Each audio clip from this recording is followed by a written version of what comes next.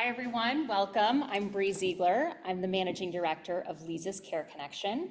And if you haven't heard of our organization before, we are a free community resource that supports caregivers. So any family member who's caring for a loved one who is going through dementia.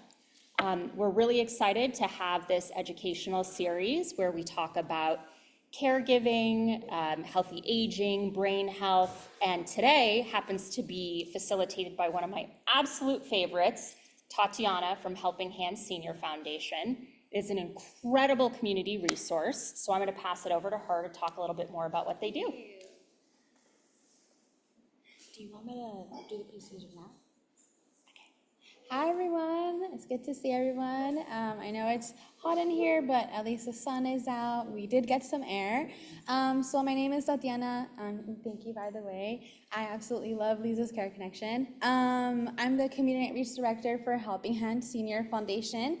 And so I'm gonna go through what exactly is Helping Hands Senior Foundation, how it became, and how it helped my own Nana. And so, let me see. So before we do start, I do want to ask you some questions just to think is how many seniors do you have in your own family or in your community that really can benefit from some extra help? I know that there are many, especially when I first started looking into different resources for my family members. I really thought what was out there, what was really going to be beneficial. And I also did put on some pictures of different seniors because everyone identifies themselves differently, and seniors could look different to everyone. And so if you've never heard of Helping Hands Senior Foundation before, we are a nonprofit.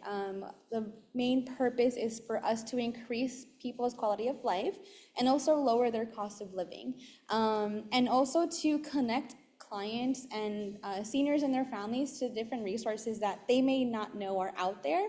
I know I had no idea what I needed for my Nana, for my family members, until I really needed it.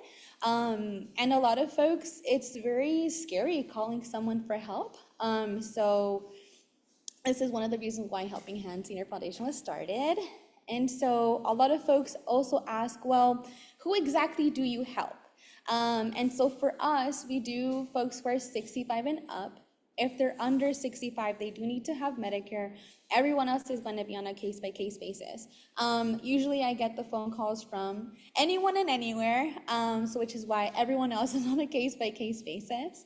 And where do we service? So if you, on the brochures, there is, our website is helpinghandsla.org. The reason why is we were started in Los Angeles, but we started to branch out to other counties because a lot of family members, a lot of social workers, case managers, hospitals, they started hearing about the work that we were doing. So we just decided to expand to a total of 6 counties. So that's a pretty wide range. So we go not only just Los Angeles, but Ventura, Orange County, San Diego, Riverside, and San Bernardino. So if you know someone in any of the other counties, you can let them know to give us a call. And so what happens if you decide to call Helping Hands, or if you decide to call my number, which is on the pamphlets? And so like any other place, just like a doctor's office, you do have to fill out an intake. It's very, very short. It's about 30 to 40 questions. And at the very end, we do take or verify folks through their insurance. We're not touching their insurance. We're just verifying their identity because that's the system that we have access to. Once the eligibility department verifies your identity, it does get routed to our program director. Now, our program director, he assigns a individualized care plan and also assigns someone a care coordinator. A care coordinator is a fancy word for like a case manager. And so the care coordinator really is there to help you find the resources and the tasks to be able to connect you to what you're looking for. Once all that is done, the care coordinator does close out the file, but Helping Hands does not, you can call back at any time and ask for as many of the assistance. You can call once a year, every 3 months, it doesn't matter, just as long as you have our phone number, just give us a call back. These are just some of the services that we offer. There are some as well on the brochures as well, but also on the screen you can see we help with transportation, caregiving, housing, incontinence supplies, anything that is affecting your quality of life, that's us. We do get a lot of questions of, oh, well, you helped me last week with understanding my insurance, but I really need food resources. That's also something that we can help educate you. A lot of the time, seniors or their families have no idea how to get connected to resources, especially because there are so many. And so we go over those as well. A really, really cool thing that we have in our office is we have our durable medical equipment library. If anyone here has heard of the Convalescent Aid Society in Pasadena, they also opened up one in Burbank. They offer, I think it's a big warehouse that they offer durable medical equipment, but you have to live in one of the zip codes that they service. If you don't, then you're not able to go there. So we wanted to adapt something similar to that. So in our office, we have a durable medical equipment library where we accept donations. We also do work with local organizations through grants to be able to connect folks to durable medical equipment, to walkers, wheelchairs, ramps, incontinence supplies. A lot of the times folks have no idea how to get connected to that. And it's a very scary process because your doctor tells you, here's your walker, here's a prescription. But what do you do with that? I know that was the case for my Nana where she would get a prescription and we would not know what to do with it. And so these are just some of the clients that have received durable medical equipment in the past. If you see right here in the lower right corner, this is my Nana. My Nana, yes, right here in the white. I was raised by my grandmother. I remember always going to the grocery store with her, always going to her doctor's appointments, always translating things for her. And so when she started to really need assistance, I actually signed her up for Helping Hands because I was a full-time caregiver at one time, going to school as well, making sure that she had everything that she needed, but still feeling I'm not providing enough. And so I decided to reach out for Helping Hands because at one point I knew she needed more. And it was very helpful for me to sign her up because I got her a little sitting chair through a grant that we had no idea that was possible. And she didn't even have no idea that was possible. And so it was a really nice process for her to feel, wow, there's an organization that really cares and helps me. So that's been really helpful for us. And so a lot of the times also, we're only getting older, we're not getting any younger, and we need more help, just like my Nana. And a lot of the times, folks we can't do the same things as we used to before. And so when my Nana really started to fall more, she needed more assistance with cooking, she needed more assistance with putting herself to bed. That's one of the main reasons why I decided to reach out to Helping Hands was because I couldn't do it all and I wanted her to be safe. And so going through the different options of caregiving was really helpful. Just like a lot of folks that call in, a lot of the times they have no idea what's available to them. Some folks have no idea what Medi-Cal is, they have no idea what Medicare is, they don't know if they were a retired veteran, they can get a VA managed caregiver. If they're a retired teacher, they can get different programs. So there are many different options that we go through, folks, and we go through that education with them. A lot of the times too, a lot of folks need housing, and sometimes folks that are in housing, they can no longer live by themselves, they can't care for themselves, and so they need somewhere to go. So that's something that we also help with folks, is we help find different types of placement through them. And we also help them through that process because having that conversation with someone is really, really difficult. We got a lot of folks that call in that, you know what, my mom can't live alone, she's falling, but I don't know what to do. And so it's great that folks are calling for that assistance because they need that guidance. And so we do have those tough conversations with folks. Sorry. And so if you see here, also, Outside of. sorry, if you see on the screen and also on here, that is a video of a person or a family member who called in, and we helped place her husband, which is this lady's stepfather. And we also received a nice text message from a client's daughter. We actually helped place her mother into a place right before her birthday, which was really nice. And she sent us a picture of her mother and her father helping her with her lunch. So that was very nice. We also do know that not a lot of folks are going to need that assistance, that extra help in like a skilled nursing facility. And so we also do have independent living as well. We also have room for rent or different options, because again, not the same box is not going to be for everyone. And so this is the end of my presentation. This is our team. We're about 45 to 55, but we're all filled with a passion to help folks. We also do have seniors as our coworkers. We absolutely love them. And so it's very nice when someone does call in and they say, oh, wow, a senior is also answering my call. And so I'm going to go ahead and leave my contact information. And then does anyone have any questions? Yes. I wanted to ask about the canes. Yeah. So if you only have like a temporary need for a cane, is that okay? Yeah, we also do have our durable medical equipment loan program as well that we have connected folks to. Yeah. Thank you for asking. And then you had a question? Oh, let me go back. Different areas that we're familiar with. Oh, yes. Outside, or So, have anything more closer in Burbank? so that's a great question. So specifically for our independent living, the reason why we decided to open, or our program director decided to open up the independent livings was, if we all remember the pandemic, it changed a lot of the things that a lot of agencies, the way that they provided services, so it did have a change on us. So then we decided to acquire 5 Helping Hands homes, and which are independent living. We have a total of 5. One of them is an all-women's home, and then 4 of them are all men.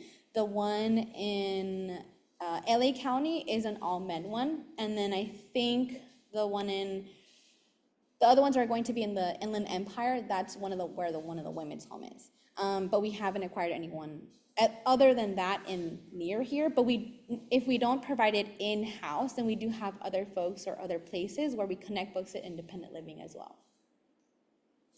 Thank you for asking. Can you speak to the difference between independent and assisted living, please? Yes. So assisted living is where it's a facility where you go in and everything is there for you. Your doctor, your meals, everything is provided, and you're also assisted. So let's say if you need to go to the bathroom, they assist you with that. If your medications, they assist you with that. But independent living is if you can still take care of yourself, but maybe you still need a caregiver with your groceries.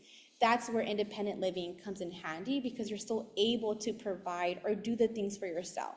That's the only difference. And you help with assisted living placement as well? We have our vendors that do, because the great thing about Helping Hands is everyone does assisted living, because assisted living there are so many placement agencies for that. But for us specifically, we specialize in skilled nursing and independent living. But if someone still needs getting connected to assisted living, we do have our vetted vendors to be able to connect them to that. Do you have your own doctors on the assisted living? Yes, the assisted living does have their own doctors and their own medical. I mean, no, because I heard that there is doctors, but they just come in, hi, and walk out. They don't do something like their own personal doctor, really take time to tell you what. Yeah. So from my understanding is that the assisted living or the facilities have their own doctors or own medical staff. I don't know what kind of attention do you get, because I want to know. From my understanding, because I had an aunt go into assisted living, she was pretty well taken care of. So just like the other folks that were in there as well. It can vary from facility to facility. Everybody's experience is different, but that's why it's helpful that we can get continuous feedback from the community as to, are their needs being met? And therefore, Helping Hands sort of has their finger on the pulse about which facilities provide Yes. good, solid care. Yeah, because we've been operating for about 10 to 12 years, we have a great relationship with the facilities where we're placing folks, because we do a couple of placements a month. So we are in great communication with them as well. But thank you for asking. You know, it's just that I had an experience, and it's nice to have words, it's nice to say I have this, I have that. Yeah. But when you are there, it doesn't happen. I'm so sorry about that experience. Does anyone have any? Oh, yes. Sorry, I wanted to It's ask okay. about the low-cost dental Yeah. programs. How does that work? Yeah, so when we connect folks, so I only am gonna be your first point of contact, so I only complete the intake. The care coordinator, which is the case management department, they're the ones who are going to provide you the list of what exactly you're looking for. But we have connected a lot of different folks to their local dental program, because a lot of folks, they don't go to their dentist. Or sometimes they have no idea what is out there for them. So that's a really great thing that the care coordinators will go through with you. So you mentioned something about like an intake Yeah. form when you started. Mhm. Is that something you have to fill out in person? No, no, Or no. online? No, if you want to complete an intake with me, I would be happy to connect with you via the phone. That's perfectly fine. And you have my direct phone number as well on the pamphlet. Yeah. Tatiana makes it very easy. Oftentimes, when we hit a dead end and aren't able to find a resource for one of our community members, our first call is 911 Tatiana. And she's usually got the answer, some safety net that no one else has. Thank you for that. I'm going to definitely use that. Yes. I was wondering, do you people also assist in transportation? Mm-hmm. Yeah. Because but this isn't, not in LA County. Okay. And I mean, I have a friend who's Okay. saying, oh, as I get older, I can't drive, I don't know what I'm gonna do, and Yeah. and so, can I refer her to? You're more than welcome to provide any of my information. Yeah. Make suggestions on transportation? Yeah, the care coordinator does. Because we work in 6 counties, we've gotten very accustomed of finding the right resources for the specific counties and the cities.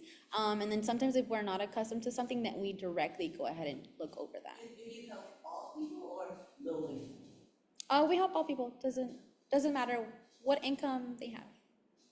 Because a lot of low income gets help. Yeah, it doesn't matter for us. We don't care about income. So if some folks have 0 income, some folks have extremely high income, doesn't really matter to us. But thank you for asking. Yes. Do you assist with employment? We do. We do have a couple positions that are open right now, and then also when, let's say, oh, yeah, yeah. Yeah, so we also, yeah, we also do help with that as well. Yeah, we work closely with the LGBT Center in West Hollywood, and they're always connecting their clients. If they aren't able to help them with employment, they always call us for that as well. So we've been guiding some folks for that, and other places. Yes. Do you have, are you, not related, but, in contact with the Veterans Administration? Yeah. If they need to, place a person or? Yeah, we do work with some VA staff, and then we also do place some veterans as well in different type of housing. We also do guide folks through their VA benefits as well, and different programs. I'm getting more involved with, I have a brother that's, veterans, and he has somewhat of dementia. Okay. And this is all new to me. So the Veterans Administration did send me a package to read, which I haven't done yet. Yeah. So I wanted to also come here Yeah. to see what you guys offer. I'm going through right now where my brother's not ready to move out. I'm kind of keeping track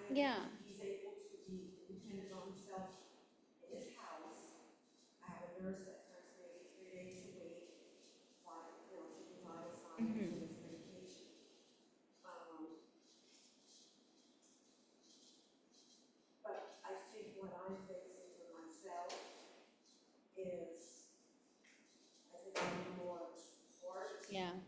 Because I'm not quite understanding what he's going through, because right now it's like, there's a lot of stories, and he's talking so much, and these stories, it's like, I never even heard of. It's like brand new to my brother, like I'm questioning him, and he gets very angry.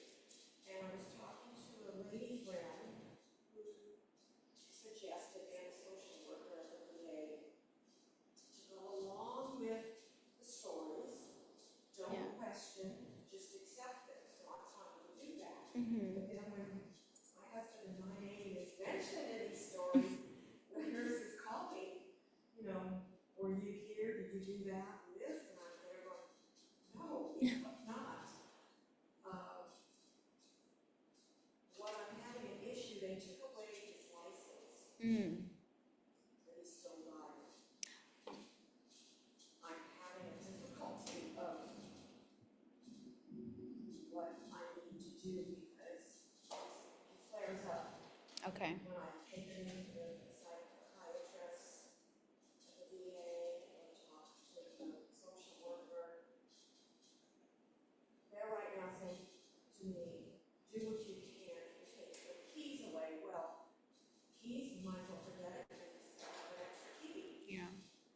And then I'm afraid if I manage to get those keys and unlock his truck and pull up the hood and remove a fuel filter or let out air in his tires, I don't know how he's gonna be. Because there have been some flare-ups. And I realize that he still wants a little control, and I can understand that. I've kind of said, okay, you know, but if he wants to do this, let him do that. But my fear right now is he's driving. I know he drives, he's in Burbank. And, I can offline with you about that. There are certain safety precautions we'll want to take. I know the driving conversation and the loss of autonomy and independence is often very hard. yes, People can become quite irritable if it's taken against their will, and that's one of the hardest things you'll have to navigate as a family member, as a caregiver. So we talk a lot about how to navigate that in our support groups, in our peer-to-peer mentorship program. So I'm happy to talk to you about that more at length afterwards. That would be nice, 'cause I think that's really my main priority.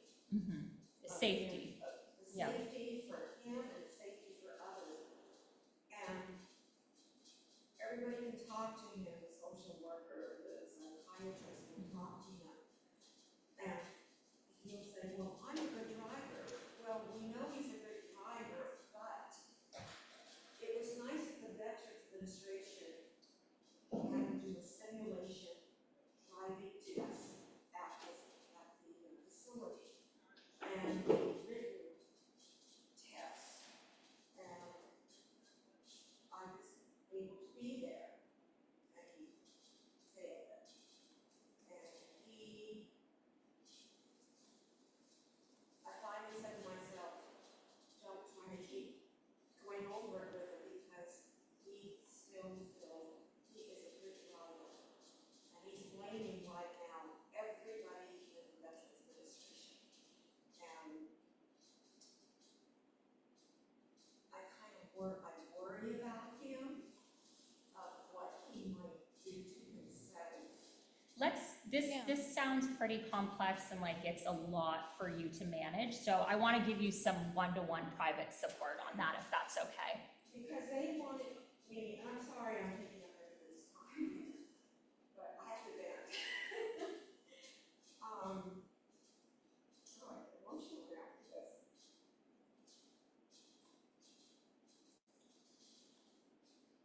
I am not a caregiver where they want me to sign up and be a 24 hours, 7 days a week. I can't do that.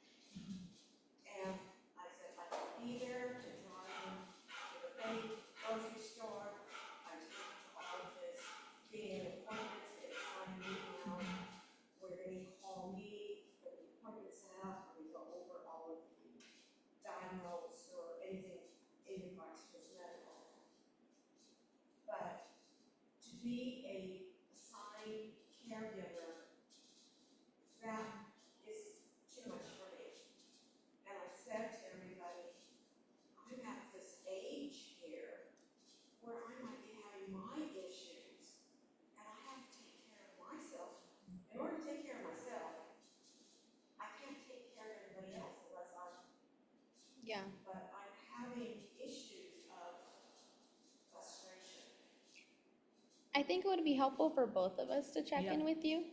You have my direct number as well, so I think it would be helpful to get him connected to extra caregiving resources or explore new ones. So I think that would be really great if we connect after. Because we've tried to see to get another nurse coming every day, and he's refused that. Now, what they evaluated with him, he's not ready to go into a facility because he's able to still take care of himself in the house, cooking or dressing, washing, all that. But down the line, Yeah. I didn't see that, and that's where I'm there going, oh gosh, if I'm already seeing this sort of frustration with him, what else can we do? Because he scared me over one time when I was posting something of new doctor's appointment so we could see it, and he got all upset and burst and went out of the kitchen, and I just stood there because I thought, oh gosh, what is he gonna do? What's going on? And finally, when he came back in, he apologized, and then I said to him, I understand you want to be able to do this on your own. You don't want me to take over. So that's what I'm trying not to do. Yeah. But it's hard. We'll definitely connect with you after on that. Appreciate that. Yeah. I want to keep this to general questions rather than specific circumstances. Happy to talk one-on-one. Are there any more general questions? I just wanted to try to see if you could explain what food programs means. Okay. Part of the services. Okay, yeah. So there are different ones where folks have no idea that they can get delivered groceries, prepared meals, or also connect with local food banks. So we go through different options available.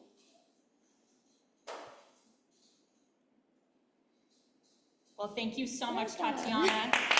You do so much for the community. Thank you.